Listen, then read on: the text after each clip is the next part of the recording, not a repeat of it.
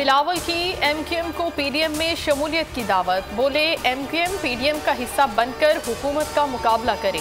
हम senate election में हुकूमत को सरप्राइज देंगे। नताइज हुकूमत को घर भिजवाने में मददगार होंगे। खुफिया और ओपन बैलेटिंग से मुतालिक अपनी तैयारी की हुई है।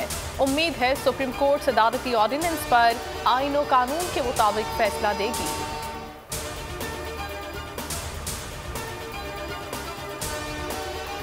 सेनेट इंतखाबात से कबल ड्रामाई सूरत हाल। MQM पाकिस्तान ने PTI के जोराने में शिरकत से आखिरी लम्हात में माजरत कर ली।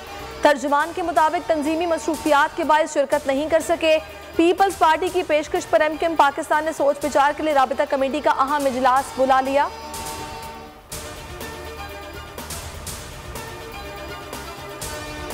PTI में कोई फूट नहीं, सेनेट इलेक्शन में हफीज शेख ही जीतेंगे।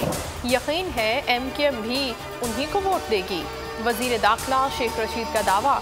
कहा आसिफ जरदारी की करप्शन को छुपाने के लिए गिलानी ने कुर्बानी दी। वफाकी वजीर मुराद सईद कहते हैं ऑपोजिशन करप्शन का बाजार लगाना चाहती है। चार्टर ऑफ डेमोक्रेसी दरअसल चार्टर ऑफ डकैती है। PDM सेनेट इलेक्शन में कामयाबी हासिल करेगी। हुकूमती सफ़ों में मायूसी का माहौल है। मुल्की सियासत ने अंगड़ाइयाँ लेना शुरू कर दी हैं। मौलाना फजलुर रहमान की गुफ्तगू। यूसुफ रज़ा गिलानी भारी अक्सरियत से सेनेटर मुंतखब हो जाएंगे। शाहिद खाकान पर उम्मीद। एहसन इकबाल कहते हैं सिंध बलोचिस्तान में तहरीक इंसाफ ने सेनेट टिकट करोड़ों रुपए में बेचे।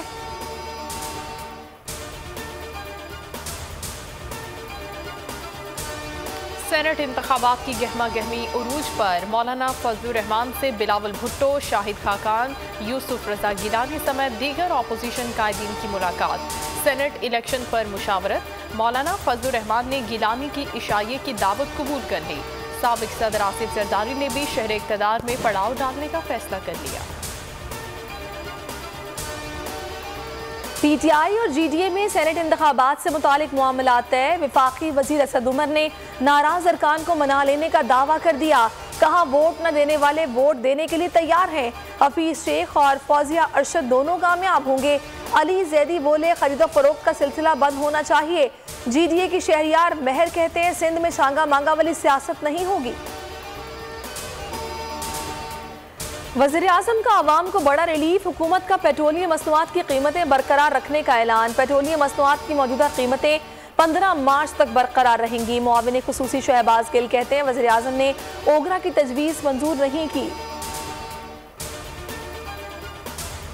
वफाक और सिंध फिर आमने सामने। सूबाई वजीर तालीम सईद गनी ने 1 मार्च से 100% बच्चों को स्कूल बुलाने का फैसला मानने से इनकार कर दिया। कहा 100% बच्चों को बुलाएंगे तो समाजी फासला कैसे बरकरार रहेगा। सिंध के स्कूलों में हाजिरी 50% ही होगी। कोरोना के खात्मे तक 100% बच्चों को स्कूल बुलाने की इजाज़त नहीं देंगे।